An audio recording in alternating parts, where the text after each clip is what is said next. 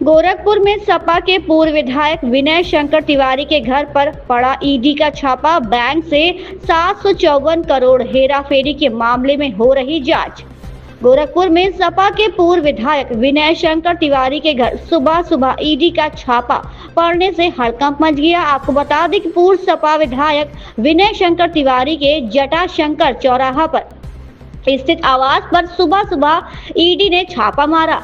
Bank से करोड़ों रुपए हड़पने का मामला पहले से चल रहा था। इसी संदर्भ में ईडी कार्यवाही सोमवार की सुबह से चल रहा था।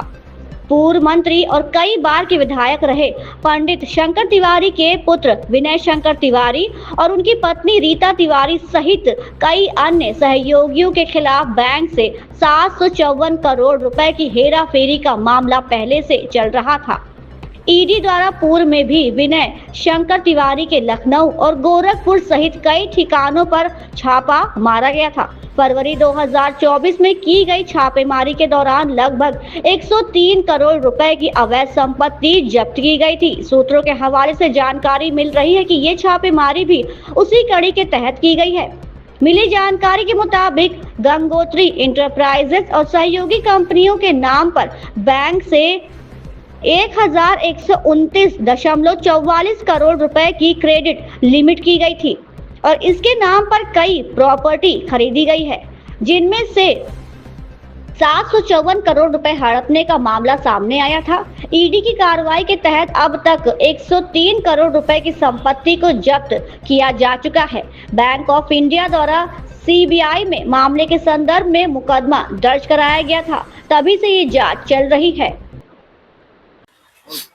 सर, आज ईडी की जो कार्रवाई हुई है, क्या कहना चाहते हैं? क्या कितने देर तक ये लोग थे, क्या क्या जांच? देखिए, ईडी कार्रवाई मतलब तो सरकार का मतलब के हाथ में है। जब चाहे जब हमारे यहाँ 6 बजे लोग आ गए और 12 बज रहा है, 12 बजे तक से सारा पूरा खंगाल डाले, एक कागज का टुकड़ा भी नहीं मिला।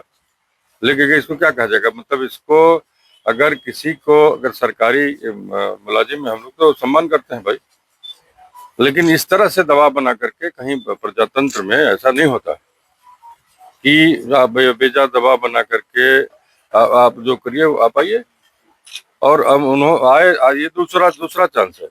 इसके पहले भी कार्रवाई? हाँ, इसके पहले वो आए थे। कार्रवाई तो ऑलरेडी सारी चीज जो न्यायालय में है, न्यायालय फैसला हो चुका है। ये लोग आगे तो बैंक के अधिकारी भी आ रहे, वो लोग भी एक्सेप्ट कर रहे थे कि भाई ऐसा कुछ नहीं है, जितना मतलब ये है। और ईडी का मतलब देखिए, सारे लोग जानते हैं कि इन्फोर्समेंट डायरेक्टरेट का जो वो होता है, अगर नाम सुन लेते हैं बड़े बड़े लोगों के क्या बोलते हैं, पसीने निकल जाते हैं। तो भाई हम लोग तो भाई सामाजिक आदमी है, हम तो सम्मान करेंगे सरकार। लेकिन इस तरह से सरकार का जो रवैया है इसको ये निंदनीय है, इसको अच्छा नहीं कहा जाए। कार्रवाई अब कार्रवाई अगर मान लीजिए हम राजनीति में हैं और किसी दूसरे दल की राजनीति कर रहे हैं तो मतलब तो हर आदमी को स्वतंत्रता है कि राजनीति का पक्ष मतलब एक पक्ष होता है, एक विपक्ष होता है। तो विपक्ष की राजनीति का करने का मतलब प्रताड़ना तो नहीं होती है, इसको प्रताड़ना ही कहा जाएगा कि हम अपना अब ये अगर इस तरह से दबाव बना करके हमारी देखिए हमारी कटाई हो रही है, ये सामने टूट रहा है, सब सारे लेबर तक चले गए यहाँ से। देखिए एक भी लेबर नहीं है। रोज इधर प्रेशर है कि यहाँ नाला बनने जा रहा है, यहाँ पर वो बनना है जो आवश्यक है। तो जब तक आदमी कार्य नहीं करेगा तो कैसे संपादित हो सकता है?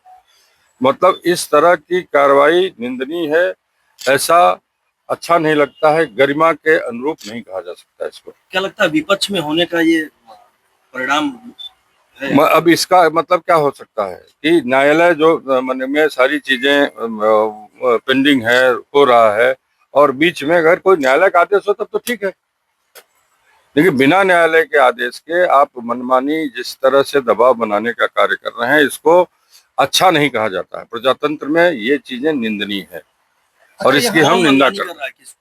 अब इस सरकार के द्वारा जो हो रहा है यही तो, और क्या हो इसको कहा जाएगा? यही तो मनमानी है।